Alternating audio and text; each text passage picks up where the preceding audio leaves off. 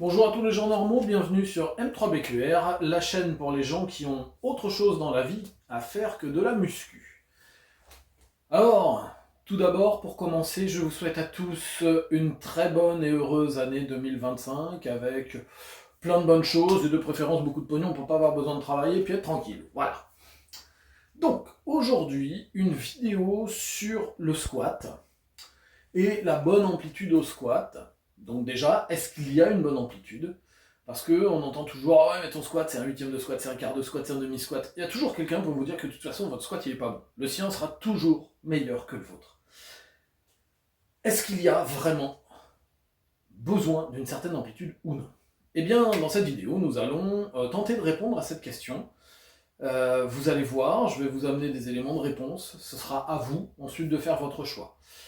Euh, Bien évidemment, je vous invite à marquer dans les commentaires ce que vous saviez déjà ou non, ou ce que vous apprenez dans cette vidéo, si toutefois vous apprenez quelque chose, quel type de squat vous pratiquez, si par rapport à ce que je vais vous dire, il était adapté à vos besoins.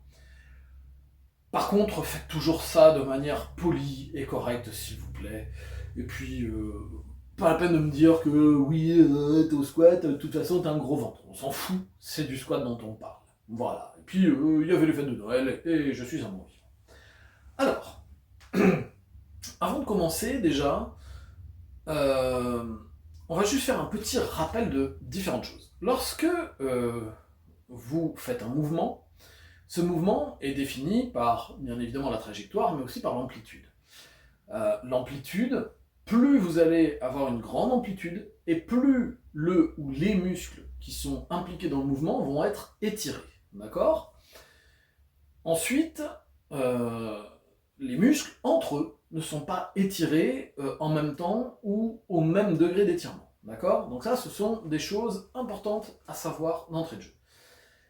Pendant très longtemps, dans les années 60, 70 et même début 80, les anciens culturistes, bodybuilders, ou même pratiquants de force, vous disaient que lorsque vous faisiez un mouvement dans son amplitude complète, vous développiez votre muscle dans son amplitude complète et vous pouviez même l'allonger d'après eux, d'après certains d'entre eux. On va prendre l'exemple du biceps. Lorsque vous faisiez un curl, plus vous alliez chercher loin en amplitude, et on vous expliquait que plus vous avez de la chance d'allonger votre muscle. Est-ce que c'est vrai? Est-ce que c'est faux? Dans les années 80, fin des années 80, début 90, est arrivée la fameuse mode du ouais, mais la science n'a pas montré ça, donc c'est faux. À prendre avec des pincettes. Eh bien, la science au départ n'a pas démontré ça. Ok? Mais la science repose sur les moyens de l'époque, les moyens technologiques, sur les méthodologies, sur plein de choses, les moyens humains aussi, et financiers, et qui ne permettent pas forcément d'avoir une vision si réaliste ou complète, tout au moins, absolue de la chose. Pendant très longtemps, je vais prendre mon petit tableau.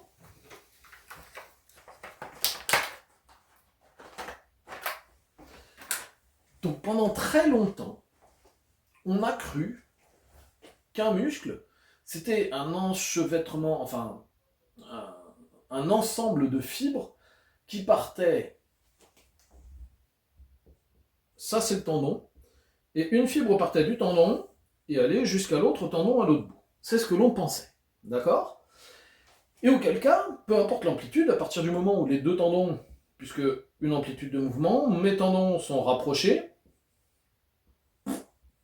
mes tendons vont s'écarter, soit un, soit les deux, et entre les deux, mon muscle va s'allonger. Ok?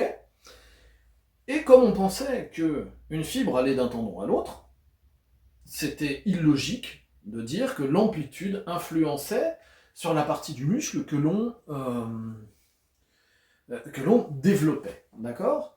Sauf que, on s'est aperçu qu'en fait, les muscles, les fibres musculaires, ce sont des enchevêtrements qui ne vont pas forcément tous au bout du muscle. Ok?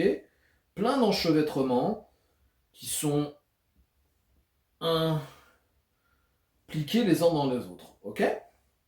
Et en fait, on s'est aperçu que lorsque l'on va faire une amplitude restreinte, on ne va pas étirer toutes les fibres du muscle, d'accord? Pour être exact, ce qu'on s'est aperçu, c'est que moins l'amplitude est complète, et plus on travaille sur la partie proximale du muscle. Alors proximale, ça veut dire quoi? Je vais vous faire un joli dessin. Magnifique, n'est-ce pas? Un monsieur ou une dame, comme vous voulez. Proximal, c'est tout ce qui va être, on va prendre l'exemple des quadriceps, c'est tout ce qui va être proche du corps. Ici, il y a son genou. Les vastes internes et externes, enfin internes et externes ici, sont distaux. Ok? Et entre les deux, vous avez la partie médiale du muscle. Proximal, c'est proche du corps. Distal, c'est éloigné du corps. D'accord? Ça fait beaucoup de corps. Plus votre amplitude sera complète, plus vous allez travailler sur la partie distale du muscle. Pour en revenir à notre curl de tout à l'heure, où est-ce que je vais poser cette merde? Ici.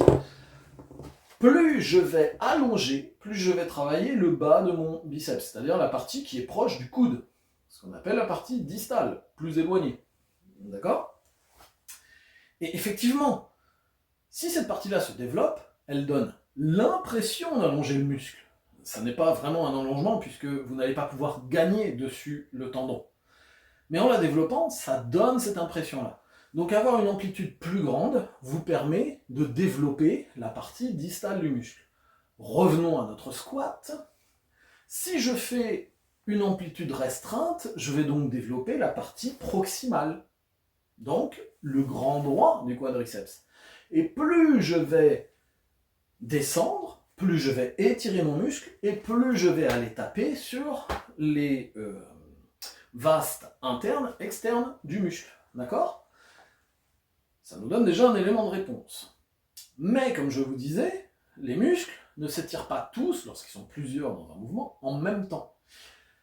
Dans le cadre du squat, vous étirez bien évidemment votre quadriceps lors de votre descente, mais en fonction de la position de votre corps, qui là va dépendre aussi de votre morphologie, on a fait une bonne vidéo là-dessus, vous allez intégrer les fessiers et les ischios, puisque eux aussi vont être étirés. Et en fonction du muscle qui va être le plus étiré, vous n'aurez pas le même résultat. Rappelez-vous, le muscle le plus étiré dans un ensemble de muscles qui travaillent, c'est le muscle qui va travailler le plus.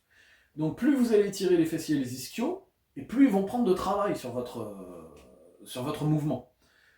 Si vous avez des longues jambes, un buste court, et vous avez tendance à vous pencher beaucoup en avant pour faire vos squats, vos fessiers et vos ischios seront recrutés en priorité par rapport à vos quadriceps. Mais, peu importe, plus vous descendrez bas, et plus vous recruterez la partie distale, donc vaste interne, vaste externe, du quadriceps. D'accord? Ça nous donne déjà quelques éléments de réponse à la question, y a-t-il une amplitude optimale pour le squat? Et bien, maintenant on va rentrer dedans les choix. Déjà, il faut voir, est-ce que vous faites de la musculation pour un sport spécifique de force? Strongman, powerlifting. Puisque là, vous avez une profondeur de descente obligatoire. C'est très simple. La bonne amplitude, c'est celle qui correspond à celle dont vous avez besoin en compétition. Maintenant, si vous voulez être un petit peu plus perfectionniste, je vous invite à descendre un petit peu plus bas, parce que plus on va charger et plus on a tendance à raccourcir notre amplitude. Et quand on est en compétition, vu qu'on va peut-être aller plus loin que ce qu'on a l'habitude de faire, on risque de réduire l'amplitude. Donc pour éviter que la répétition ne soit pas comptabilisée par le juge, entraînez-vous un petit peu plus profond lors de vos entraînements, et vous éviterez peut-être cette petite erreur. Donc ça, déjà, c'est de côté. Strongman, powerlifting, ou dynamophilie pour nos amis québécois, c'est l'amplitude de la compétition qui est la bonne amplitude. Maintenant, on va prendre l'exemple du culturisme ou du bodybuilding. L'objectif de cette discipline, c'est de développer des muscles de manière équilibrée. On s'en moque de la performance. La performance va venir puisque vous allez prendre de la masse musculaire, bien évidemment, mais l'objectif, c'est de développer de la masse musculaire. Donc, tout l'intérêt qu'on peut avoir, c'est de faire un mouvement dans sa globalité, donc une amplitude la plus complète possible. Maintenant, attention, si vous avez des jambes longues par rapport à votre taille, peut-être que la meilleure amplitude, c'est celle qui vous évite de trop ressentir les fessiers et les ischios, puisque naturellement, vous allez les intégrer dès le départ. Donc peut-être qu'il faudra simplement descendre jusqu'à avoir le bas de la cuisse parallèle au sol, ou peut-être même moins que ça. Peut-être qu'un quart de squat, un demi-squat sera amplement suffisant. Surtout si vous avez un retard sur les quadriceps. Maintenant, vous avez des jambes courtes par rapport à votre taille, et donc vous développez naturellement facilement des quadriceps, il faudra peut-être descendre un petit peu en dessous de la parallèle pour pouvoir recruter un peu plus les ischios et les fessiers. D'accord ? Donc pour le bodybuilding, une amplitude complète va être intéressante, d'accord ? Sauf si vous avez des jambes trop longues, auquel cas peut-être qu'un demi-squat, voire un quart de squat, vous permettra de mieux recruter le quadriceps, et donc de mieux le développer. Maintenant, je vous ai dit, si je tronque mon amplitude, je vais développer plutôt la partie proximale du muscle, donc le haut de la cuisse si vous préférez, et beaucoup moins le bas, c'est-à-dire qu'on va avoir ces fameuses cuisses un peu en carotte comme ont les sprinters. Tiens, je viens déjà de vous donner un indice. Selon le sport que vous pratiquez, la natation, la course à pied, les sports de combat, c'est ce dont je vais vous parler puisque c'est là-dedans que je suis le plus familiarisé. Avoir un bas de cuisse trop musclé, c'est-à-dire des vases internes et externes trop musclés, peut être handicapant. Parce que ça va vous ralentir. Je vais prendre un exemple. Prenez un poids, pour n'importe lequel. Vous voyez ici, il y a 5 kg. Vous prenez ces 5 kg proches de vous. Ça pèse quasiment rien. Maintenant, mettez-les ici et essayez de travailler avec pendant très longtemps, ça va être dur. Pour un athlète qui doit, par exemple, donner des coups de pied. Donner des coups de pied, le principe va être de lever, d'accord, la cuisse le plus vite possible. Si elle est très lourde à l'extrémité, vous serez ralenti. Donc vous aurez plutôt besoin d'une cuisse bien développée en haut et pas trop en bas. Donc le quart de squat, voire le 8e de squat, sera peut-être beaucoup plus adapté à votre sport. Donc je vous invite à faire des squats, dans ce genre de cas, qui correspond à l'amplitude de mouvement où vous êtes habitué dans votre sport. L'exemple des sports de combat, où on est ici, comme ceci, vous voyez, je descends ici, et ben pourquoi pas faire des squats très lourds, juste en haut, sur du 8e de squat. Quand je combattais encore, et que je faisais des podiums nationaux, c'est ce genre de squat que je pratiquais beaucoup. Ça ne veut pas dire que de temps en temps on ne peut pas faire un squat avec une plus grande amplitude, chose que j'ai malheureusement négligée, pour pouvoir développer un petit peu les muscles qui, eux, vont quand même protéger l'articulation du genou, par exemple, pour le squat. D'accord ? Donc, pour résumer, votre squat, pas le squat, doit avoir une amplitude qui correspond à vos besoins. Si c'est des besoins culturisme ou sport santé, une grande amplitude va être intéressante. Si c'est sport de force tel que strongman ou powerlifting, c'est l'amplitude de la compétition.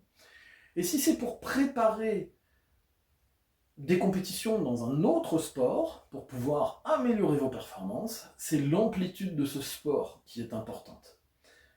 Donc tous ceux qui viennent vous voir à la salle, et s'il y en a parmi vous qui ont cette fâcheuse tendance à faire ceci, et qui vous disent « Oh, ton squat, c'est de la merde, c'est pas assez profond, c'est pas ci, c'est pas là, c'est pas l'autre », taisez-vous, même si vous êtes coach, parce que peut-être que le besoin qui nécessite de faire du squat n'est pas celui que vous croyez, d'accord ?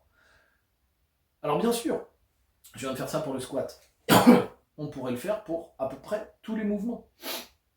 C'est pas parce que votre amplitude ne correspond pas au mouvement complet qu'elle est forcément sans aucun sens. Le sens, c'est à vous de savoir pourquoi vous faites cette amplitude-là.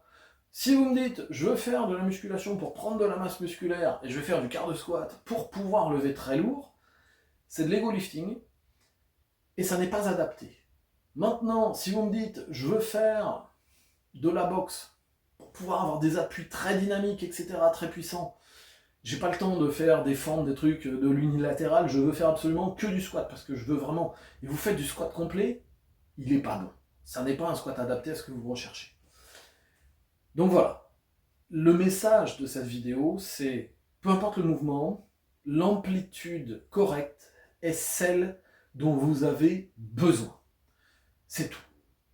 Donc j'espère que vous aurez apprécié cette vidéo. N'hésitez pas à la liker, à la partager, la commenter et à nous faire connaître au passage. Je vous dis à très bientôt pour une prochaine vidéo et en attendant, eh bien, choisissez le squat qui vous correspond. Allez, au revoir.